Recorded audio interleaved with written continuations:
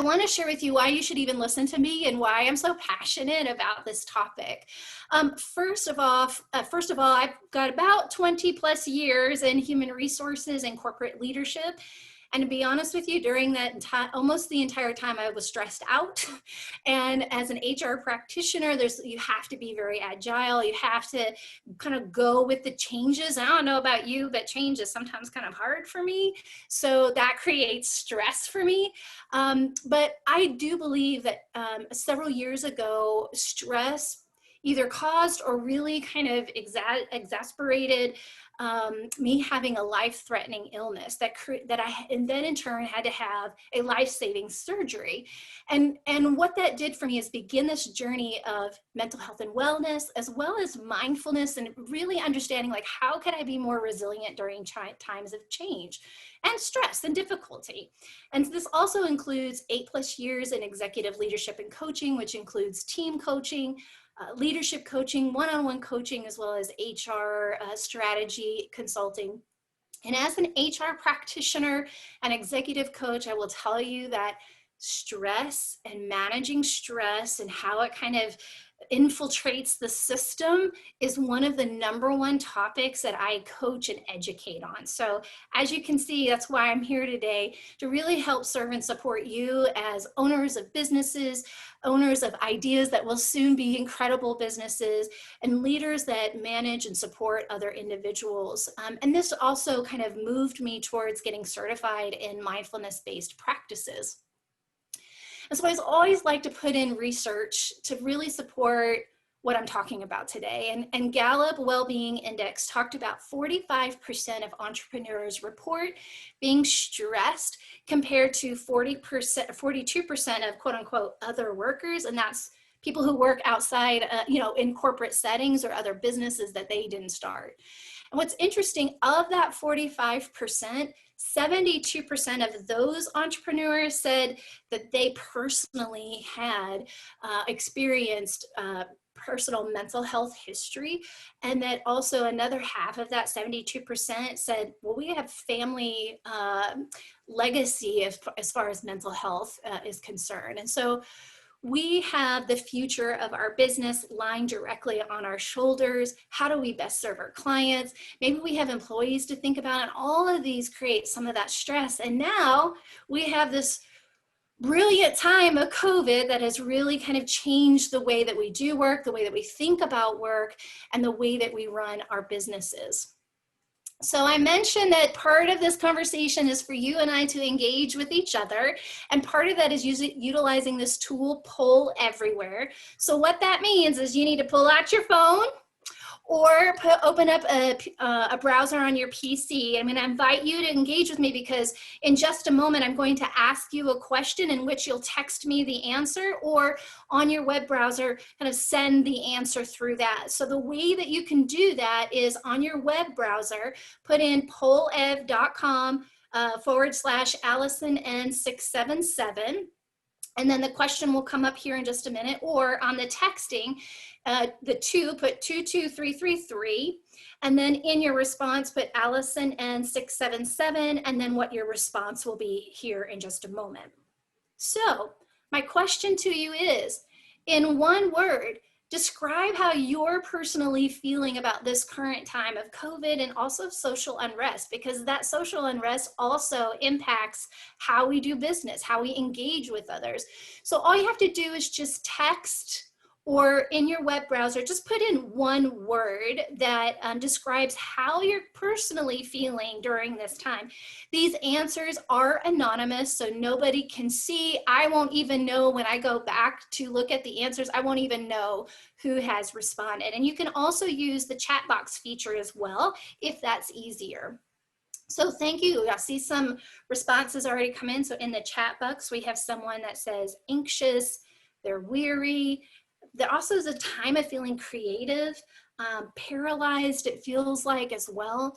And so these are all valid responses to how we're feeling. And at any given day, we can feel multiple of these feelings and experiences. Some other individuals have said uncertain about the future, unsure, feeling open as well, like exhausted, crowded. Oh, these are great responses. Energized. All of these things are things that, you know, as a practitioner, I hear from leaders of organizations, from nonprofits, and I'm sure Startup Junkie is also, when they're consulting their clients, they are saying the same thing. Angry, yeah, these are great. So I just want you to know, first of all, the reason why I use this tool is so that all of you can see you're not alone in this, and that many other individuals and professionals feel exactly the same way. So I hope that seeing these responses is supportive to you, and that it also helps bring up some awareness around how you're feeling and how you can utilize that to benefit you to build your resiliency muscle. And so the allure of being your own boss, setting your own schedule, and reaping the rewards of your hard work can make the idea of being an entrepreneurial mighty enticing, and it's so rewarding. But being a small business owner also can sometimes involve long hours or constant uncertainty, as we've just seen.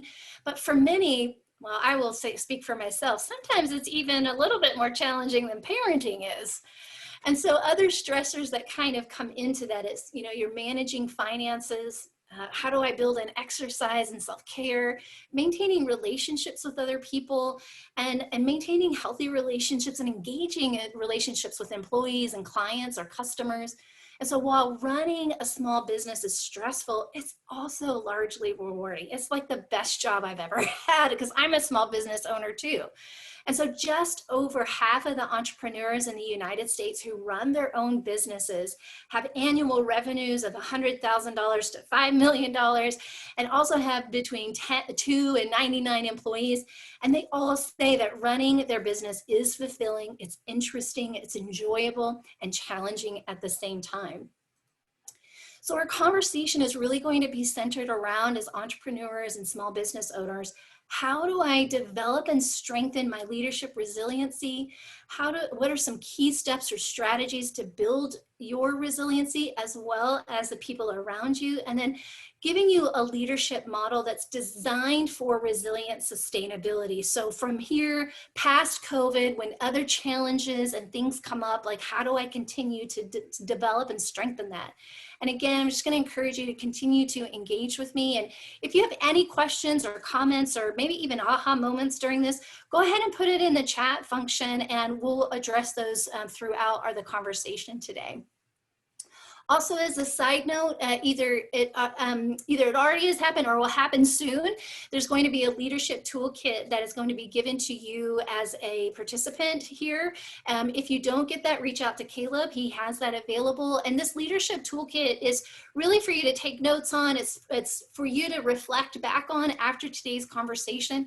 It will also include resources that will support your learning and ongoing long-term strengthening of resiliency. So what is leadership stress resiliency? So let's start with actually, what does resiliency actually mean? The worldwide outbreak of COVID has been a source of unexpected stress and adversity for many people, particularly for entrepreneurs. Being resilient can help us get through and overcome and navigate with during times of hardship. But resilience is actually not something that we're born with. It's actually built over time as the experiences we have interact with our unique and individual genetic makeup. That's why we all respond to stress and adversity, particularly like during this pandemic, very differently. Think of resilience as a seesaw or a balance scale where negative experiences tip the scale towards bad outcomes and the positive experiences tip it towards good outcomes. For some during the COVID outbreak, the resilience scale may look like this example that's in front of you. The point where the scale balances is called the fulcrum. And if it is more to one side or the other, it can make it harder or easier to tip the resilience scale to the positive or in favor of you. Everyone's fulcrum is in a different spot, which kind of explains why each person is very different in how easily or not we can counterbalance hardships in life. And then also when we're thinking about people who are within the frames of intersectionality, that can make it even more challenging and difficult. The good news is that the fulcrum for many can be moved by developing a toolkit of skills that you can use to adapt and find solutions, which we'll talk a little bit further here in a moment. So, whoops, I skipped through a couple of slides there. Being resilient through this. So the thing is what can we do to build and strengthen our resiliency right away, particularly during this time? And how can we build that resilience to plan ahead for the future in times of crisis? So one way that we can do that is really develop our leadership stress resiliency. And doing this can truly maintain an equilibrium under pressure. It is among the most important skill for leaders at all levels to master. Resiliency is the ability to adapt and continuously learn what is working, what is not working for the self and business. It's knowing what type of healthy coping mechanisms work best for you and for your team during times of high stress, and then knowing how to move forward and still acknowledge what is going on in the world, in your business, and for you personally. The question isn't how can you avoid difficulty and stress? That's impossible to do. The question is, how do I face it? How do I navigate with it and go through it? All of us can benefit from becoming more resilient, making us better able to face crisis, recover, and then adapt. Leadership stress resiliency is focused on your personal energy management, shifting your lens so that others can shift with you, and then develop and engage your employees or clients and of yourself through a sense of shared purpose. So I just want to check in before we kind of dive in a little bit further, if there are any questions either through Facebook or through the chat, or any comments that anyone has at this point before we get into personal energy management. I don't see any. I just want to make sure. Nope. Okay, perfect. So let's kind of start with this model of leadership stress resiliency and start with personal energy management. So what is that? It's about being aware of how much mental and physical energy you have throughout the day to do your planned activities. Most of us respond to rising demands in the workplace by putting in longer hours, and inevitably it kind of takes a toll on us physically, mentally, emotionally, and then that leads to declining levels of engagement, increasing levels of distraction, high turnover rates. Sometimes if you provide benefits, it creates soaring medical costs among employees. And so at Malone Consultants Group, we have worked with thousands of leaders and managers in the course of doing consulting and coaching at large organizations during the past 5 years.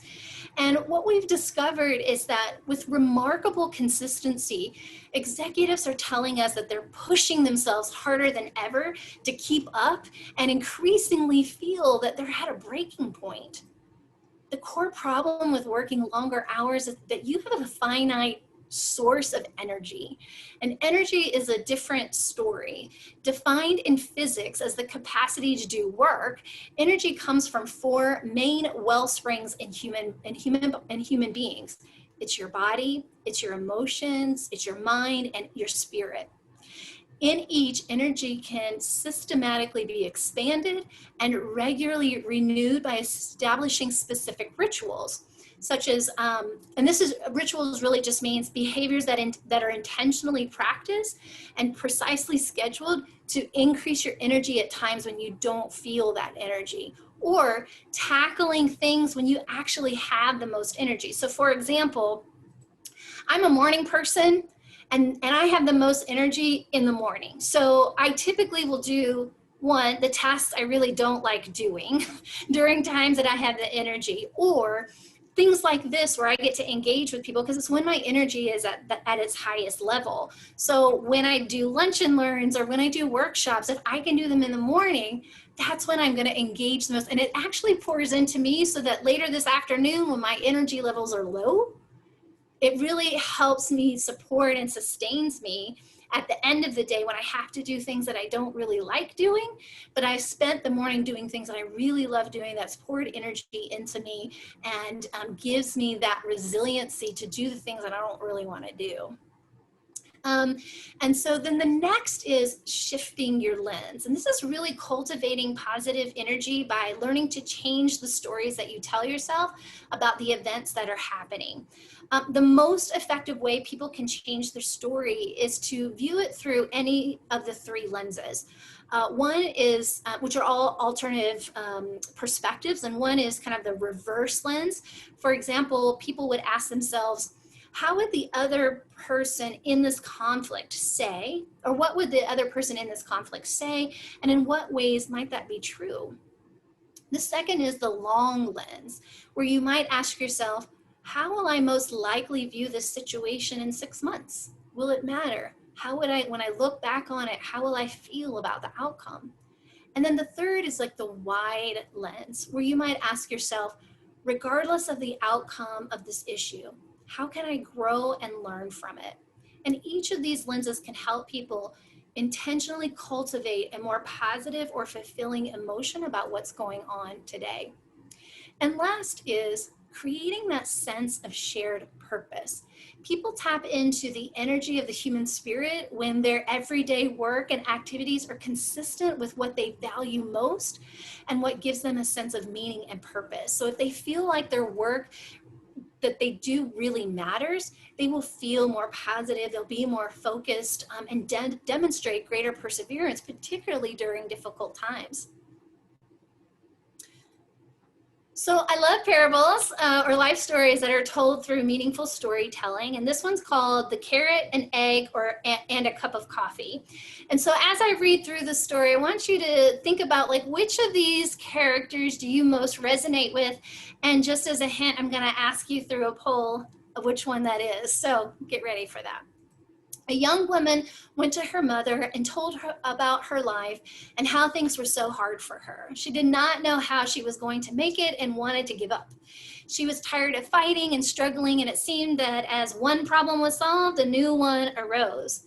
Her mother took her to the kitchen. She filled 3 pots with water and placed each on a high fire. Soon the pots came to boil. In the first, she placed carrots. In the second, she placed eggs. And in the last, she placed ground coffee beans. And she let them sit and boil without saying a word. In about 20 minutes, she turned off the burners. She fished the carrots out and placed them in a bowl. She pulled the eggs out and placed them in a bowl. And then she ladled the coffee out and placed them in a bowl. Turning to her daughter, she asked, "Tell me, what do you see?" Well, she said, "Carrots, eggs, and coffee." Her mother brought her closer and asked her to feel the carrots. She did and kind of noticed that they were soft. The mother then asked the daughter to take the egg and break it. And after pulling off the shell, she observed the hard-boiled egg. And finally, the mother asked the daughter to sip the coffee, and the daughter smiled as she tasted its rich aroma. Then the daughter asked, "Well, what does this mean, Mom?" Her mother explained that each of these objects had faced the same adversity, boiling water, and each reacted differently. The carrot went in strong and hard and unrelenting. However, after being subjected to the boiling water, it kind of softened and became weak. The egg had been fragile, and its thin outer shell had protected its liquid interior. But after sitting through boiling water, its insides became hardened. And then the ground coffee beans were unique. After they were boiling in the water, they had changed the water. "So, which are you?" she asked the daughter. "When adversity knocks on your door, how do you respond? Are you a carrot, an egg, or a coffee bean?" So I'm curious for you. So pull out your phone, use the chat feature, use the web browser, and I'd love to know, like, where do you feel like you are when it comes to facing adversity? And I want you to know that really none of these are bad or good, but it's really helpful to recognize where we're at because it allows us to know how best to practice resilience. So if you tend to be a carrot, what might be some ways to navigate with it? To acknowledge where you're at and what strategies you can use to mitigate on maybe you come on too strong when you're expressing high levels of stress. So I'm curious for you, are you the egg? Are you a cup of coffee? Are you the carrot? Go ahead and answer. Great, we've got egg. Curious, what else? Someone says carrot, coffee, coffee cup. I like that. The carrot, awesome. So as more answers come in, I want you to know, as a leader of your organization, it is not the responsibility of your team, your clients, or your vendors to work around you and how you manage stress. It's your responsibility. And really recognizing kind of where you are at when adversity comes. And again, I want you to know it's not good or bad. It's helpful for us to acknowledge where we are at when adversity happens and how do we mitigate through that. Someone says it's time to make carrot cake. Yes. I love that. So let's talk about 4 strategies on how you can increase your own personal stress resiliency, because I'm sure you all know that I'm going to say you have to start with yourself first. When you are in an when we get to travel again, and maybe some of you already have, like when you are in the plane and they're going through the safety procedures, they always tell you to put the mask on you first so that you can help and serve others. And so what I'm going to share with you in these 4 strategies, we're going to kind of go through these quickly, because what I'm going to share with you is not earth-shattering strategies. It's all things you already know. It's just an affirmation and a reminder what you need to do for yourself in order to build that self-resiliency through times of challenge. First is to reframe how you think. One of the most helpful tools is to reframe a situation. This is where knowing what triggers your feelings of stress is helpful. When you get that feeling in your gut, that you're feeling overloaded or threatened or in conflict, think about other ways to characterize the situation. Reframing requires examining a situation from a different perspective. And I kind of talked about 3 different lenses and questions you can ask yourself. But for example, if a valued staff member resigns, you might focus on the loss, or you can choose to reframe it as a chance to hire new talent that's going to take your organization to the next level. There's some basic questions you can ask yourself when reframing, such as, what are the benefits of this situation? What might be another interpretation of the situation that I might be missing?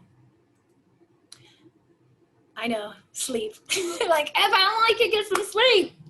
Number 2 is sleep is so vital. It's so vital. And as someone who is a perpetual insomniac, I get it. Like, great, Alison, thanks for telling us about sleep. But get some sleep. And sometimes sleep also means just resting. And my husband always says, I'm just resting my eyes.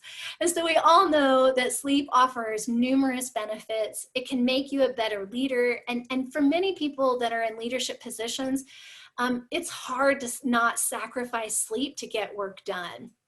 Yet sleep is vitally important because it allows your brain to go from taking new inputs to encoding, processing, and integrating the day's experience in a way that makes it available for future use, which is so important when we're talking about resiliency in stressful situation. But sleep is also a built-in biological source of resilience that many leaders don't fully utilize, because when we get adequate sleep, it can really result in enhanced attention and creativity, 2 main capacities that we need in positions of leadership when we're managing our businesses. Number 3 is finding a substitute for sleep, because as I mentioned, I am an insomniac, and so I have to find other ways to get rest and rejuvenate when sleep is not coming. So I wanted to be realistic that sometimes sleep doesn't always come easy. So if you just can't get what you need, take a restorative break during the day. Like maybe it's a short nap or just resting your eyes, or take a walk, do yoga, or just take a time to be mindful of how it feels outside. How does the sun feel? What's happening outside? During COVID, you can still find meetup groups that are virtual, or groups that know how to practice social distancing during an activity. And so these practices really take your attention away from the specific situation at hand and really gives your mind a chance to move beyond stressful thoughts. Mindfulness practices also is a simple way to help support you and lead better. And while we disclosed some of those things in our last conversation, in the resources provided to you are some great apps that really help with that and ways that you can practice mindfulness. And then number 4 is to explore the power of positivity. Now, I don't mean like every day is great and being Pollyannish. Really, it's based on research that when we switch to positivity, it really helps recover from setbacks. Positivity is a broad term covering many positive emotions. And I kind of like to use, instead of saying positive, you know, it's love, it's joy, it's appreciation, it's fulfillment, it's hope, it's serenity, it's amusement. And so researchers have found that when people are in positive or fulfilling states of mind, they think more broadly than when they are in those negative states of mind, because that negative mind is there to protect us. It's not there to harm us. Again, it's not bad or evil, but what it does is it keeps us in this parameter where it's hard for us to be innovative and creative when we stay in this set here. So try and attempt to ask the questions that we've asked before that help you kind of reframe and look for the good in any situation. Savor the feelings of positivity so that they last. One way to do this is to practice gratitude or utilize a gratitude journal. Or at the end of the day, just write down in your planner or on your digital to-do list, like 3 things that happened that were really great that day. Giving thanks will really actually make you a better leader. And utilizing these positive emotions can really build sources of resilience within you so that you have the reserves necessary to face adversity at work. All right, before we dive into the leadership model of resilient sustainability, I just want to check in one more time. What questions are there? Are there any ahas? Tell me what you think about what you're hearing about so far. So Caleb, I don't see anything, but I just want to confirm with you that there are no other questions or thoughts, or maybe someone has private messaged you or Morgan. Yeah, we don't have anything in the chat box or on the Facebook at the moment, but I'm keeping an eye on both. Well, my hope is that you are fully absorbing all the information and that it's really resonating with you. And so this model that I'm about to show you is really just a tool and a resource for you to use both for yourself and within your organization to strengthen the resiliency muscle of your team. So there's 4 key areas of the resilient sustainability as a leader within your organization. Regardless of the title or type of impact, each individual within your organization really comes from this space. It's through innovation, mindfulness, reappraisal, and connections. So let's first focus on innovation. So how does a business leader create a culture of continuous innovation? First, I believe that they must actively seek to understand how events, decisions, and actions affect not only their company, but the rich complexity of interdependencies within their company, between their company and the environment in which it operates. So your clients, your community, the people that you engage with. In this way, business leaders gain a full and accurate understanding of the bigger picture. They're able to see around corners and anticipate opportunities and challenges before they happen. What's more is by sharing and discussing these insights with others, with their companies, they highlight the importance of learning and listening in order to foster that innovation. Leaders who successfully cultivate innovation don't solely look at a handful of people in research and development to come up with their new ideas or products or services. Instead, they actively seek out people from across and outside their organization and industries. In this way, they continually acquire new perspectives, gain new experiences, and demonstrate to their employees and to their clients and partners the value of curiosity and a fresh outlook. And that's really what innovation is curiosity and a fresh outlook. And I firmly believe that every organization has the capacity to become more innovative. Every company is capable of renewal, and of a renewal that changes the rules of the game, that uncover opportunities and really capitalize on new possibilities. And COVID has been a fine example of that, because we've had to think about how we do business and engage very differently. Innovation is successfully understanding how events, decisions, and actions not only affect you, your company, the people within the company, but also the community at large. The second is mindfulness. This keeps popping up. Mindfulness truly is just awareness. Now, for some people, like, it fosters this idea that I've got to sit in meditation and for 15 minutes and not think of anything. That's not mindfulness. You can practice that and be mindful, but mindfulness really is just being aware of what's going on. What arises, what paying attention on purpose in the present moment and being non-judgmental about it. Resilient people are aware of situations. They're aware of their own emotional reactions and the behaviors of those around them. In order to manage feelings, it is essential to understand what's causing them and why. And by remaining aware, resilient people can maintain control of a situation and think of new ways to tackle problems. Mindfulness just means maybe taking a 5-minute break and focus on your breathing, or just being aware of how your body feels, or just walking away from what's happening so that your mind can have a break. Mindfulness is not multitasking either, which is so hard for us to do when we're moving so fast and we're being required to multitask.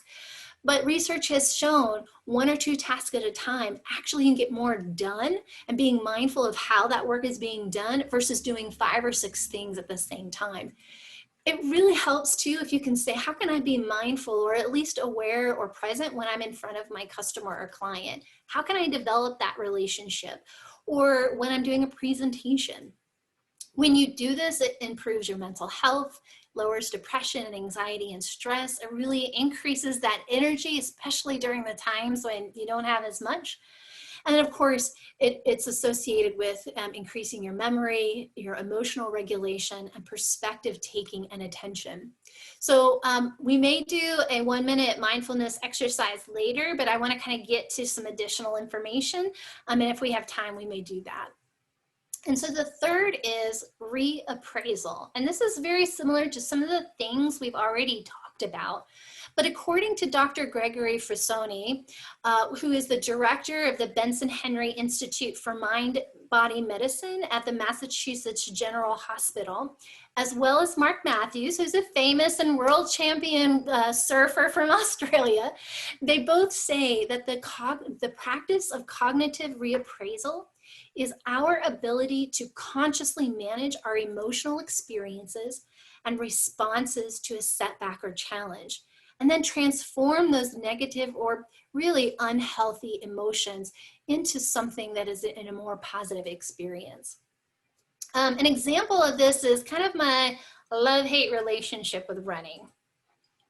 So cognitive reappraisal is a way to kind of talk to your mind that sometimes loves to ruminate on negative thoughts or emotions, or one of my business partners says to admire the problem. Cognitive reappraisal is a way of kind of framing your mind to adopt a detached attitude towards the activity. So when I'm running a 5K, instead of thinking, oh my God, I'm tired, my legs hurt, I can't run anymore, I could reframe my thinking to things like, I'm exercising, it's beautiful outside, so I might as well enjoy it. Or if I slow down my pace, I'm going to feel less tired, so keep consistent. And so this might also look like in my own business. Number one, the client relationship is not going well and I might lose this account. So maybe I would say, okay, well, how do I feel about that? And I'm stressed, I'm not sure about what to do with this client, so I'm gonna reevaluate this. Well, I'm learning a lot what my customer doesn't want or need. And so utilizing that will help me understand and ask really powerful questions on what do they do, what do they need, what do they want, and really deliver exceptional service or product. What are some of the ways I could brainstorm with my client, with my team, a trusted mentor, or a startup junkie to think about this very differently? What happens when you take a split second to cast a better light on an otherwise dark situation is that you can actually upend your emotional experience entirely. What was once maybe an idiotic, reckless driver is now a guy who's trying just to get to work on time. What was once focused on a horribly dingy sweater is now a focus on a nice gesture that was from Aunt Sally to fly all the way from Minnesota to bring you this sweater for Christmas. And laboratory studies have demonstrated that the use of cognitive reappraisal can change one's actual subjective emotional experience very quickly, and even show attenuative effects of the emotions on the body. So a way to do that with your team is, okay, I know this is really tough right now. So what are we learning from this experience? How could we leverage that information to better serve the clients that we have right now, as well as our clients' clients?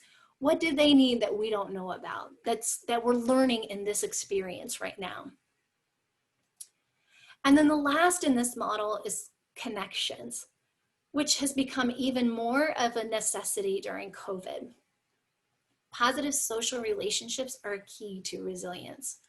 Having good social relationship is clearly a winning strategy in life, tied to greater psychological and physical well-being.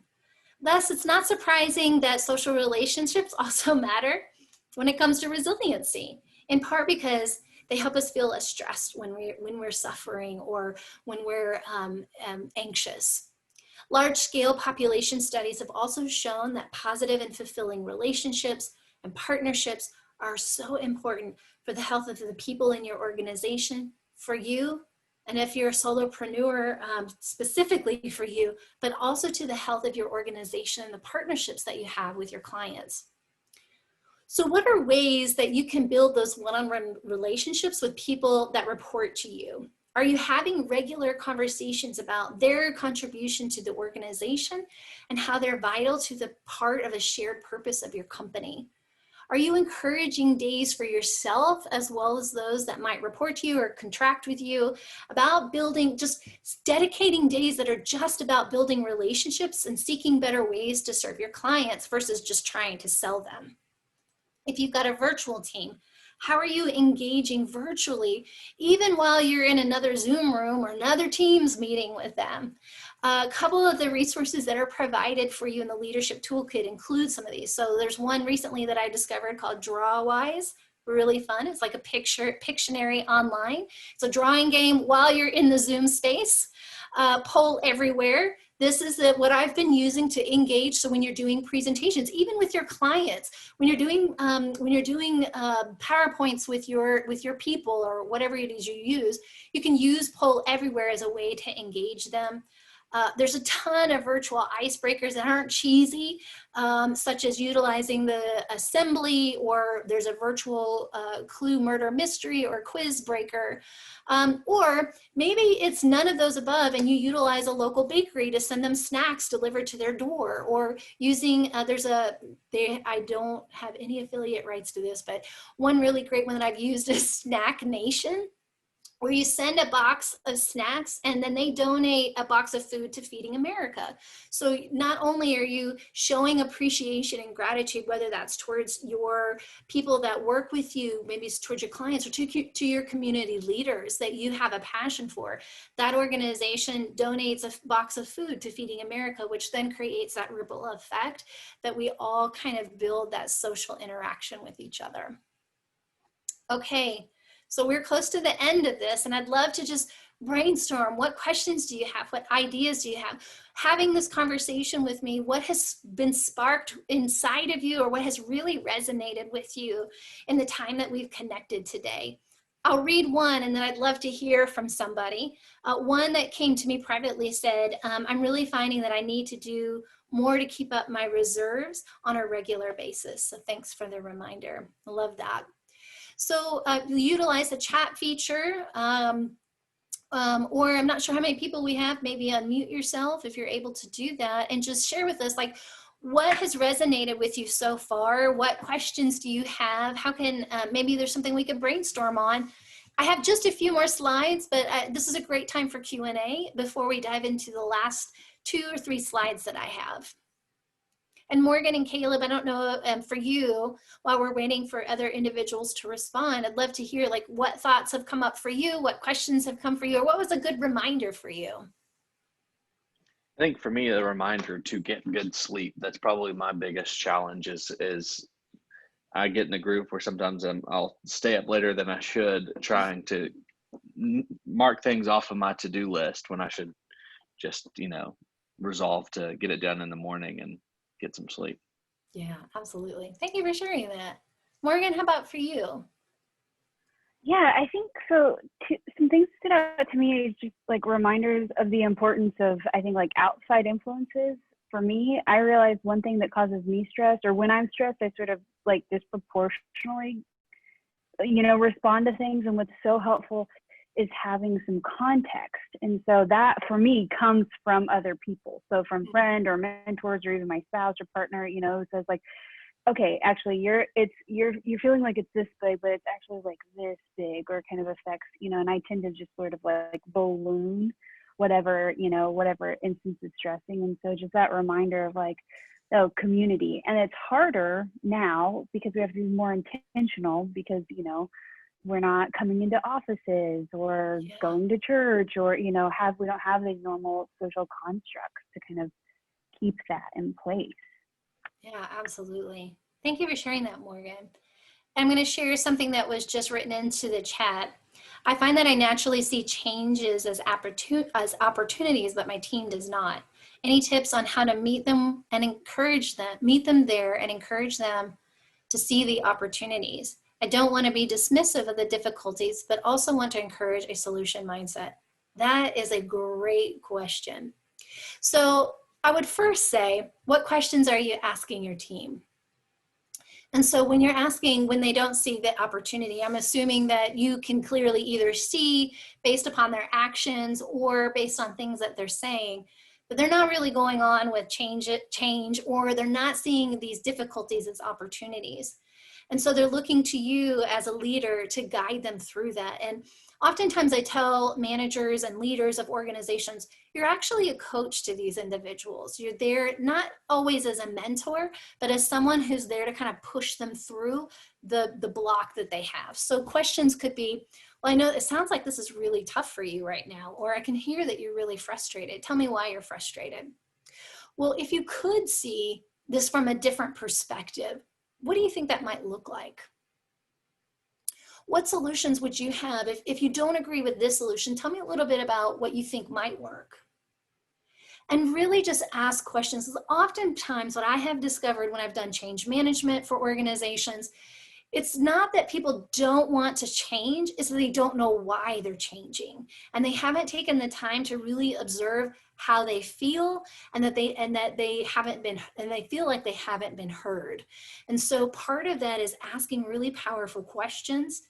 Now, there are times when they just have to just do it. And so you have to tell them why it's important to the organization. Understanding why is a huge, huge thing for individuals who particularly struggle with opportunities and challenges. And so really, as a responsibility as a leader, is asking really powerful questions, leading them to that, and then asking them to reflect on, well, how would you do this? I don't know if anyone else has any other suggestions to that or ideas around that.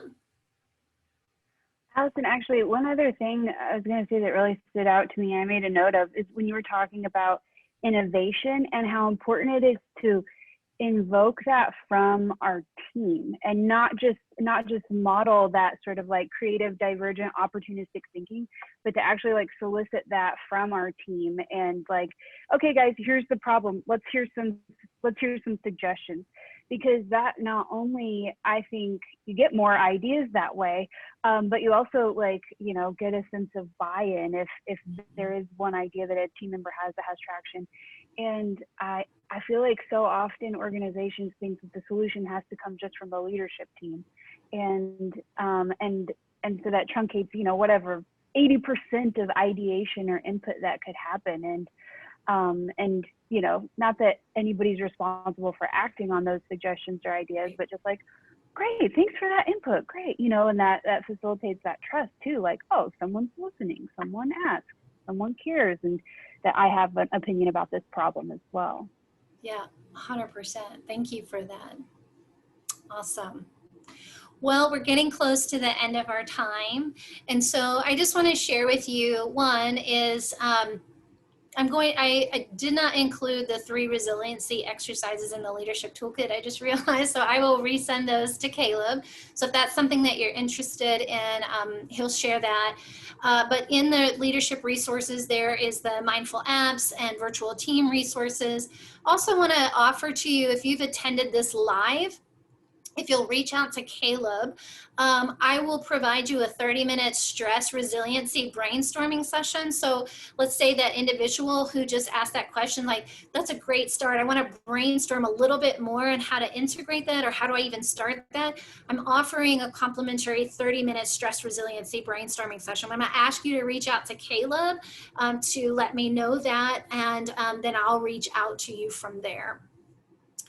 And then, so last but not least, the last engaging thing before we kind of end our time, and I know that Caleb and Morgan have some additional information for you, but I'd just love to hear from you. What's been one thing that you will do for yourself and or for your team to strengthen the resiliency muscle? And again, you can use the chat feature, you can use the texting or the web browser. What's one thing that you'll commit to building that resiliency muscle for you or for your team? I know for me, very similar to what Caleb said, is sleep. Another person just wrote in sleep in the chat. Schedule time for myself to refresh is another thing that came into the chat. It's awesome. Getting more input, 100%. And asking those questions. A private one came in and it said, is to ask my team more questions. Excellent. So think about what that means for you, for your organization, for your team, and even from the clients or customers that have, how will you gain input with them? Another individual wrote in, mandatory walk in the forest or just stay in a garden. I love that. I'm a nature person too, so I definitely feel you on that. Well, this concludes our time together. You're more than welcome to continue to put in answers. Oh, not keep work problems to myself and get input when they arise. Take a bike ride instead of a nap. I love that. Keep those responses coming in because I'll share those out with Caleb. But thank you so much for all of you. I appreciate the engagement. It makes it so much fun, much more fun as a facilitator. And thank you, Caleb and Morgan, for inviting me to come in and have a conversation with everyone. Well, thank you, Alison. I appreciate this presentation. It's an incredible presentation. And I know I gained a lot from it, so I'm sure everyone here gained a lot from it. And so I just wanted to give everybody kind of a preview of what we have upcoming. Morgan and I actually talked about this yesterday. It's kind of nice to have something to look forward to in this crazy times. And what we're looking forward to here at Startup Junkie is Startup Week. Since we couldn't have Startup Crawl this year, we've pivoted, and Startup Week is kind of like a virtual startup festival, September 14th through 18th. I'm going to drop the link in the chat box. Tickets went on sale yesterday. Each day we'll have on Fayetteville Public TV segments that include stories from entrepreneurs across Northwest Arkansas, sharing in their inspiration, ways they've overcome some of their challenges, through COVID and beyond. They'll be sharing their stories on television. There's opportunities to join local watch parties to where you can come in as a community. A $20 ticket gets you $20 at the participating restaurant or brewery. So every dollar you spend goes right back to a local business and also gets you, beer or appetizers or whatever you like. So the link has more details on that. There's a pitch competition, IDFA pitch competition, which will be broadcast that Monday of Startup Week. We're still taking video pitch submissions for that. We're just looking forward to this as an event and as an opportunity to really highlight and showcase the Northwest Arkansas venture ecosystem. So I hope everybody joins us and participates with us. And I would like to thank everybody for joining today. And that's all I have. So I will post this video on YouTube and then on our website, startupjunkie.org, for those who want a copy of it to share with coworkers. And Alison, thank you again so much for this presentation. Everybody have a good day. Bye, everyone. Bye.